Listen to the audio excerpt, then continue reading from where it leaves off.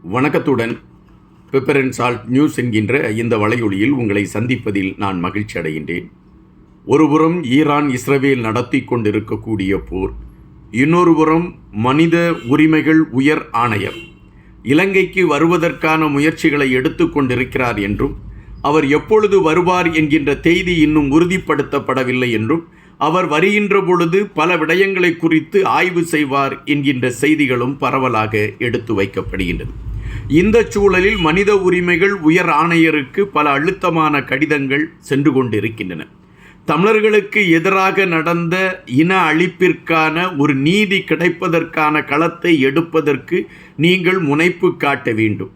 சிங்கள ஆட்சியாளர்களை நீங்கள் நம்பிக்கொண்டிருந்தால் அனைத்து ஆட்சியாளர்களும் எங்களுக்கு எதிரான களத்தை தான் செய்து கொண்டிருக்கின்றார்கள். அவர்களை பொறுத்த மட்டில் இராணுவத்தை காப்பாற்ற வேண்டும், முன்பு ஆட்சி செய்தவர்களை காப்பாற்ற வேண்டும் என்கின்ற நிலைப்பாட்டில் பயணிக்கிறார்களே தவிர உண்மையான நீதியை நிலைநாட்ட வேண்டும் என்கின்ற வெளிப்பாடு அவர்களிடம் இல்லை. எனவே இந்த மனித உரிமைகளின் உயர் ஆணையர் ஒரு தெளிவான நோக்கோடு இலங்கைக்குள் பயணம் எடுத்து எங்களுக்கான தீர்வை உருவாக்குவதற்கான களத்தை கொண்டு வர வேண்டும் என்கின்ற அழுத்தங்கள் சென்று கொண்டிருக்கிறது என்பதுதான் செய்தி. உண்மையிலே இலங்கை ஆட்சியாளர்கள் இப்பொழுது என்ன செய்து கொண்டிருக்கின்றார்கள்? ஐநா மன்றத்தின் நெருக்கடியிலிருந்து தப்பிப்பதற்கு ஐநா மன்றம் இலங்கைக்கு நெருக்கடி கொடுத்து தமிழர்களுக்கான தீர்வை கொண்டு வருவதற்கான முயற்சிகளை எடுக்குமா, அல்லது தொடர்ச்சியாக ஆங்காங்கே வெடித்து கொண்டிருக்கக்கூடிய போர் அழுத்தங்கள் ஐநா மன்றத்தை தடுமாறச் செய்து தமிழர்களுக்கான தீர்வு தள்ளி போவதற்கான ஒரு களம் அமையுமா? இது இன்றைய பிரதான கேள்வியாக மனதிற்குள் எழும்பியிருக்கின்றன.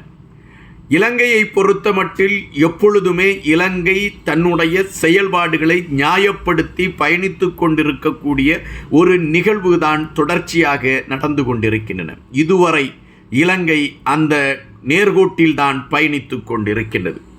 இந்த மண்ணில் தமிழர்கள் என்கின்ற ஒரு இனம் இருக்கின்றது, அவர்களும் இலங்கை குடியை சார்ந்தவர்கள் என்கின்ற எந்த எண்ணமும் இலங்கையின் எந்த ஆட்சியாளர்களிடம் இல்லை என்பதுதான் வருத்தமான பதிவு. இலங்கையை ஆட்சி செய்த அனைத்து அரசியல்வாதிகளும் அல்லது ஆட்சி பீடத்தில் ஏறிய அனைத்து அரசியல்வாதிகளும் தங்களை முதன்மைப்படுத்த வேண்டும் என்கின்ற நோக்கில் தங்கள் சாதகமானவர்களை முன்னிலைப்படுத்த ஆரம்பித்தார்கள் என்பதுதான் நிஜம். ஐநா மன்றத்தை பொறுத்தமட்டில் பல முறை இலங்கைக்கு அவர்கள் பல அழுத்தங்களை கொடுத்தார்கள். ஐநா மன்றத்தில் உருவாக்கப்பட்ட பல தீர்மானங்கள் இலங்கைக்கு எதிரான களத்தை கொண்டு போய் நிறுத்தியது. இலங்கைக்கு அழுத்தம் வருகின்ற ஒவ்வொரு நிமிடமும் சீனா போன்ற நாடுகள் இலங்கைக்கு ஆதரவு தெரிவித்து இலங்கையை காப்பாற்றுவதற்கான முயற்சிகளை எடுத்திருக்கக்கூடிய களங்களை நாம் பார்த்திருக்கின்றோம்.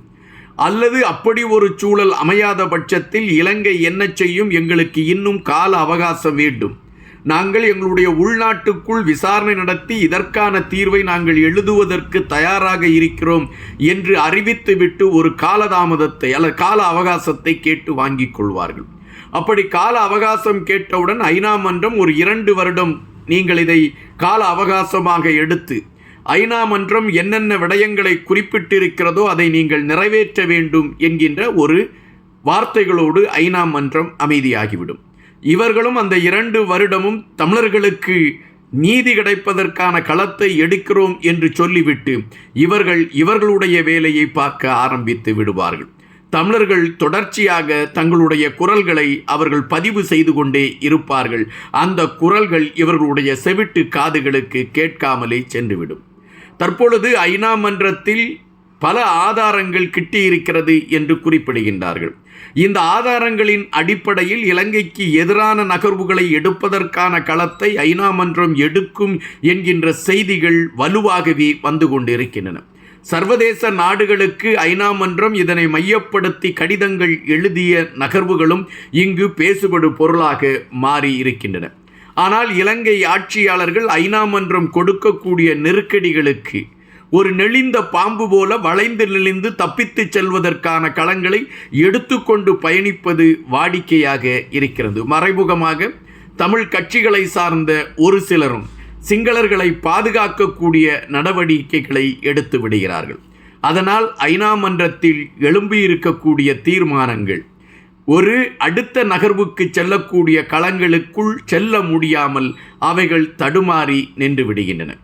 தற்பொழுது இலங்கையை குறித்து பல விடயங்கள் பேசப்படுகின்றன. ஒவ்வொரு நாடுகளிலும் இலங்கை செய்த இன அழிப்பை மையப்படுத்திய செய்திகளை எடுத்து வைக்கிறார்கள். அதற்கான எதிர்ப்புகளும் பதிவாகி கொண்டு இருக்கின்றன. ஜெர்மன் நாட்டிற்கு சென்ற அனுரா அவர்களுக்கு எழும்பியிருந்த எதிர்ப்பும் அதனை பிரதிபலிப்பதாகத்தான் இருந்தது. ஒரு இனத்தை அழித்துவிட்டு அந்த இனத்திற்கான தீர்வை வழங்காமல் ஜெர்மன் நாட்டிற்குள் வரக்கூடிய அனுரா அவர்களுக்கு எதிர்ப்பு பதிவு செய்யப்பட வேண்டும், அவர்களிடம் ஜெர்மன் நாட்டை சார்ந்தவர்கள் ஒரு அழுத்தம் கொடுக்க வேண்டும் என்கின்ற கோரிக்கை வலுவாகவே உருவானது. ஜெர்மன் அரசாங்கம் அனுராவுக்கு அந்த அழுத்தத்தை கொடுத்ததா, அதை ஏற்றுக்கொண்டாரா அனுரா போன்ற விடயங்களுக்கான பதில்களை நாம் தேட வேண்டிய களத்தில் தான் இருக்கின்றோம். ஆட்சியாளர்கள் இன்று சொல்வதை நாளை நிறைவேற்றுவார்களா என்கின்ற விடயங்கள் கேள்விகளாகத்தான் பயணித்து கொண்டிருக்கின்றன, அது யார் ஆட்சியில் இருந்தாலும்.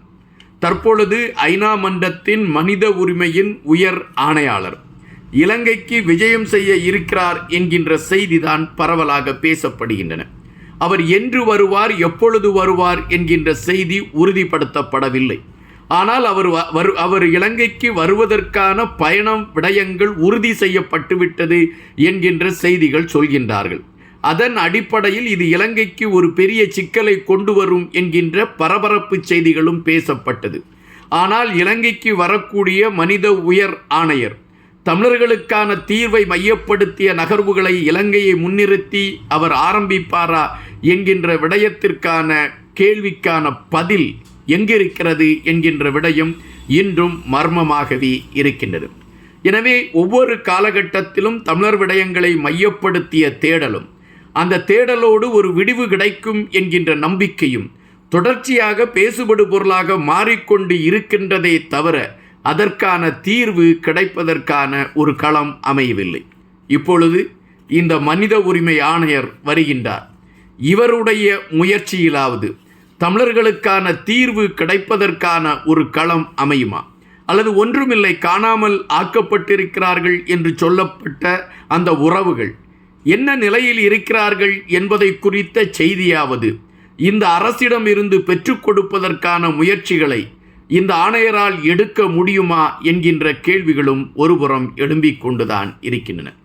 ஒருவேளை காலாகாலமாக தமிழர்களுக்கான தீர்வு கிடைக்க வேண்டும் என்கின்ற குரலை தமிழர்கள் ஒலிக்க வேண்டும் என்பதற்காகவே சிங்கள ஆட்சியாளர்கள் காதுகளில் அடைப்புகளை வைத்துக்கொண்டு பயணிக்கிறார்களா என்கின்ற எண்ணம் கூட வருகின்றன. ஒவ்வொரு நாட்டிலும் பாதிக்கப்படுகின்ற மக்களுக்காக குரல் கொடுக்க எங்காவது ஒரு தலைவன் இருந்து கொண்டுதான் இருப்பான். ஆனால் தமிழர்களை பொறுத்த மட்டில் பாவம், ஒவ்வொரு முறையும் அரசியல் என்கின்ற களத்தில் அவர்கள் ஏமாற்றப்பட்டு கொண்டே இருந்திருக்கிறார்கள் என்பதுதான் நிஜம். நன்றியுடன் இன்பா.